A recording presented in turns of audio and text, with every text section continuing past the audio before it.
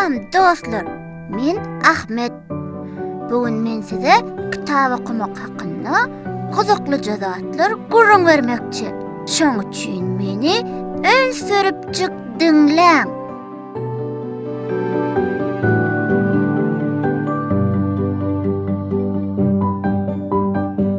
Kitap okuyan adamın ýatkeşligi ören güýçli bolýar. Eger siz köp kitap okusaňyz, yumuş berilen goşgulary derrew ýatlap bilersiňiz.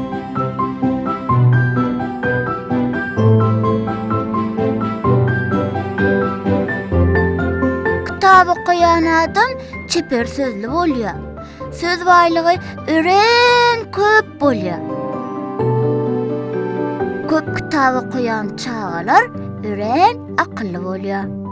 Akıllı bolsak bizi içimiz, kakımız hası gowurýar. Kän dostlarymyz bolar. Bizi muallimlerimiz hem has gowurur. Uzunluğun oyun oynap yürümeğin derine azrak oyun oynap köpürak kitap okumağı synanşalyň. Kitap adamın yakınjak dostu diýerler ha? Demek biz hem dostlarymyzy hiç wagt ýadymyzdan çykarmalyň. Şeýtsek biz hem önemlice, zihinlice bolup ýetişeriz.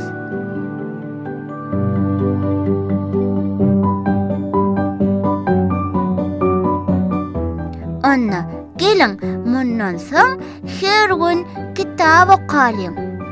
Menem ünnedenmeýlek has köp kitap okujak. Anna näme? Bugünlükçe hoşlaşalyň.